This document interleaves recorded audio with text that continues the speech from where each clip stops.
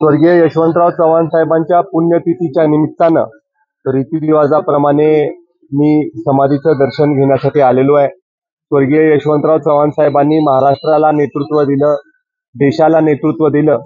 आमच्या परिसराचा आदर्श, महाराष्ट्राचा आदर्श म्हणून देशामध्ये काम करण्याचं भाग्य आदरणीय यशवंतराव चव्हाण साहेबांना लाभलं।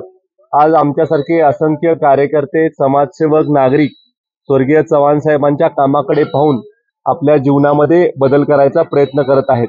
महाराष्ट्र सरकारच्या वतीनं देखील आदरणीय चव्हाण साहेबांच्या विचारावर काम करण्याचा प्रयत्न मोठ्या प्रमाणावर चालू आहे।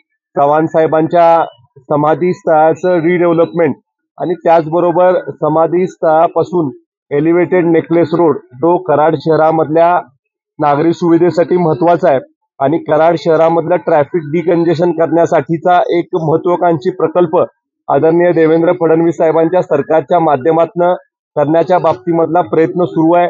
त्याचं एस्टिमेट करायचं काम हे आता चालू आहे आणि एस्टिमेट झाल्यानंतर राज्य स्तरावर याच्या बाबतीत निर्णय होईल आणि मोठा निधी याला उपलब्ध करण्याच्या बाबतीमध्ये आदरणीय मुख्यमंत्री सकारात्मक आहे। येणाऱ्या काही दिवसांमध्ये याचा डिटेल लेआउट हा देखील आम्ही सादर करण्याच्या मानसिकतेमध्ये आहोत।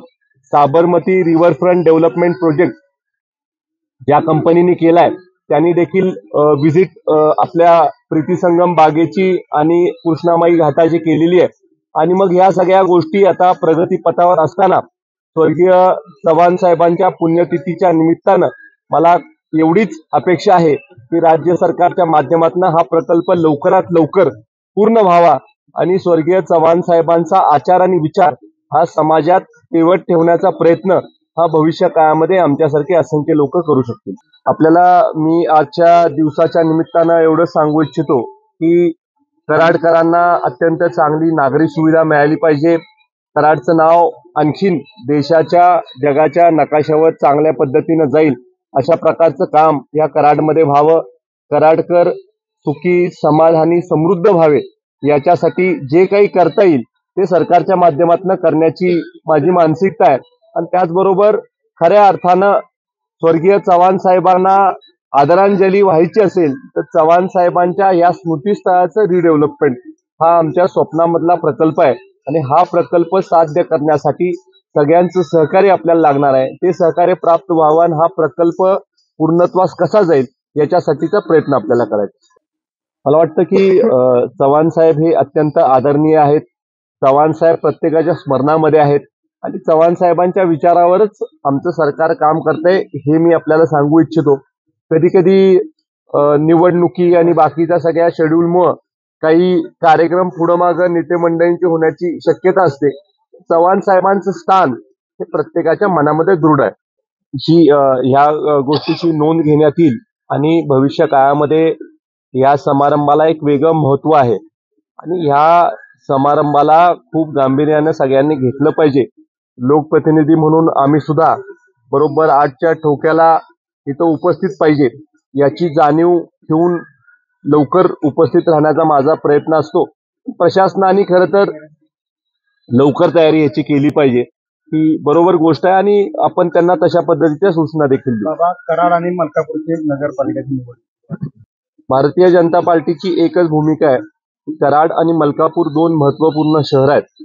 कराडचं जर का आपण नैसर्गिकरित्या सुद्धा महत्त्व जर का बघितलं तर कराड शहर हे आपल्या देशामधलं जुन्या शहरांपैकी एक शहर आहे।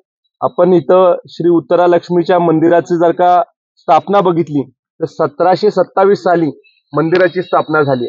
आपण सैदापूरला पावकेश्वर मंदिराची स्थापना बघितली तर छत्रपती शिवाजी महाराजांच्या काळापासून त्या मंदिराचा इतिहास आहे आणि त्यामुळं ह्या जुन्या ऐतिहासिक शहराला एक नवीन ओळख निर्माण करून देण्यासाठीचा प्रयत्न हा भारतीय जनता पार्टीच्या वतीनं राहणार आहे।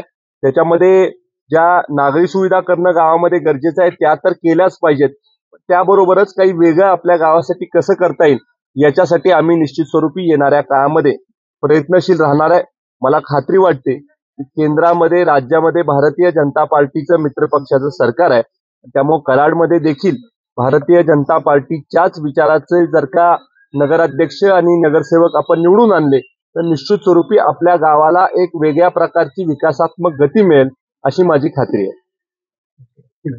आपल्या परिसरातील बातम्या आमच्यापर्यंत पोहोचवण्यासाठी स्क्रीनवर दिलेल्या क्रमांकावर संपर्क साधू शकता. दूरध्वनी क्रमांक 8652414343.